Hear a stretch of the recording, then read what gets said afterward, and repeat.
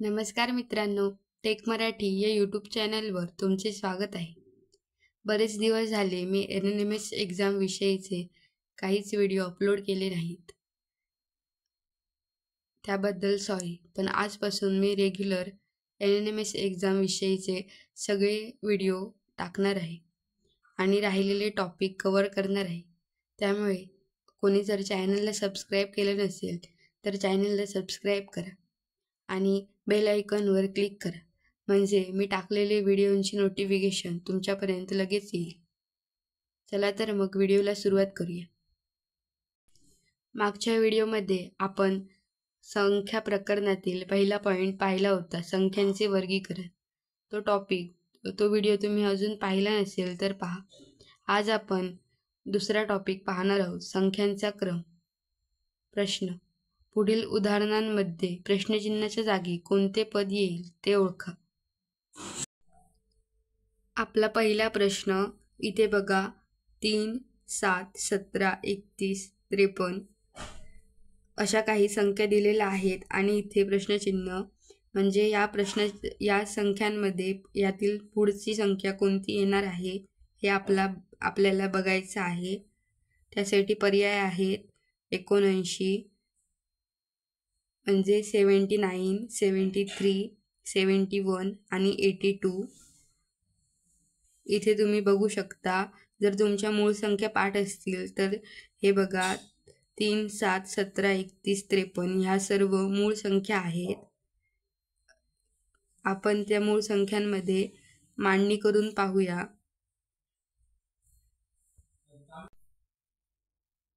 इथे तुम्ही पाहू शकता, या आपल्या 1 ते 100 पर्यंतच्या मूळ संख्या आहेत. त्यातील हे दिलेले नंबर आपण मार्क करून घेऊ.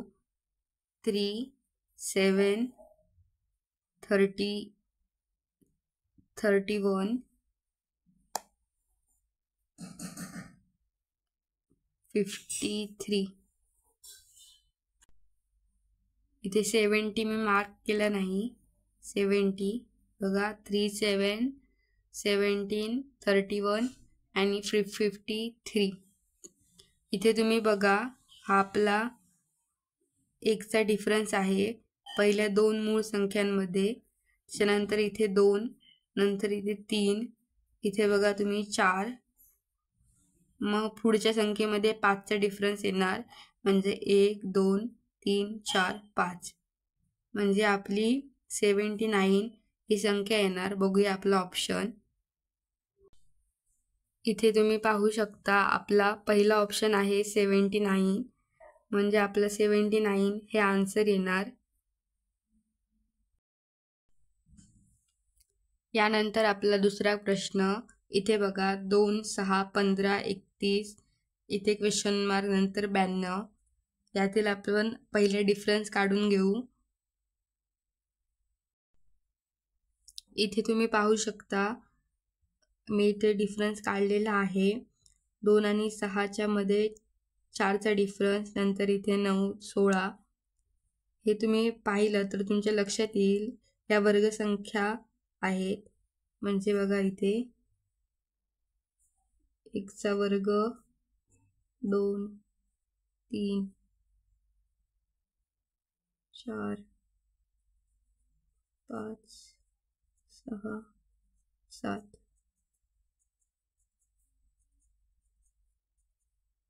इथे 1चा वर्ग 1, 2चा 4, 3चा 9, त्यानंतर 4चा 16, नंतर इथे 5चा 25, 6चा 36, 7चा 49.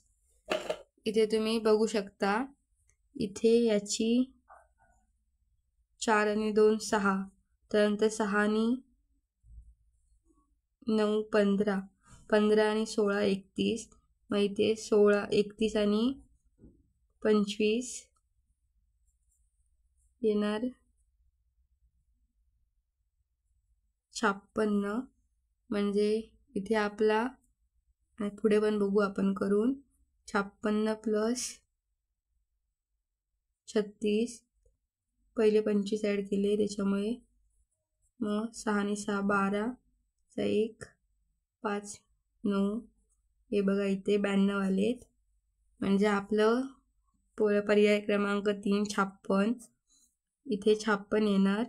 56 आपला इथे तिसरा पर्याय बरोबर येणार. यानंतर आपला तिसरा प्रश्न 3 5 8 15 17 23 आणि 38 यातील आपण पहिला डिफरन्स बघूया. सॉरी ते 12 आहेत, 15 नाहीत. इथे तुम्ही बघू शकता 2 3 4 5 6 म्हणजे असा सलग डिफरन्स येतोय. 2 3 4 5 6 मग इथे 7चा डिफरन्स येणार. आपण 23 आणि 7 प्लस करून बघू. 7 3 10चा 1 आणि 30 म्हणजे इथे आपलं 30 हे उत्तर येणार. कारण इथे परत बघा इथे 8 केले तर मग 38 होणार. त्यामुळे आपला 30 हा पर्याय इथे बरोबर आहे. आता आपण चौथा क्वेश्चन बघूया.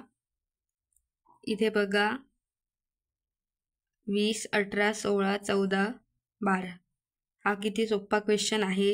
इथे बघा 2 2ने संख्या कमी होत चालली आहे. म्हणजे 20 20 - 2 18 18 - 2 16 16 - 2 14 अशा प्रकारे. मग 12 - 2 इथे येणार 10. मग क्वेश्चन मार्कच्या जागी इथे 10 आपला आन्सर येणार. म्हणजे आपला हा चौथा पर्याय इथे बरोबर येणार. आता आपला पाचवा क्वेश्चन. इथे तुम्ही बघा 3 8 15 24 35 मगाशी आपण वर्गसंख्या पाहिल्या. ह्या बघा 1 4 9 16 25 36 आणि हे बघा इथे 49.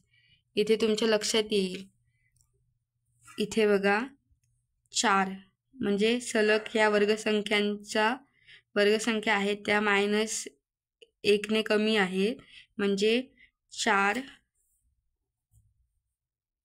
त्याच्यानंतर 9 16 25 आणि 36. मग ह्या 1 1ने बघू शकता तुम्ही 1ने कमी केलं आहे. म्हणून 3 8 15 24 आणि 35 आलं आहे. त्याच्यामुळे 36 नंतर 7ची वर्गसंख्या आहे 49. मग 49ला 1 कमी म्हणजे 48 म्हणजे 48. मग आपला आन्सर इथे 3 येणार. 48 आपला आन्सर आहे. अशा प्रकारे तुम्हाला हे क्वेश्चन सॉल्व करायचे आहेत. मी तुम्हाला प्रॅक्टिससाठी म्हणून काही अजून क्वेश्चन देते, ते तुम्ही सॉल्व करा. काही शंका असतील तर कमेंट करून नक्की सांगा. Thanks for watching.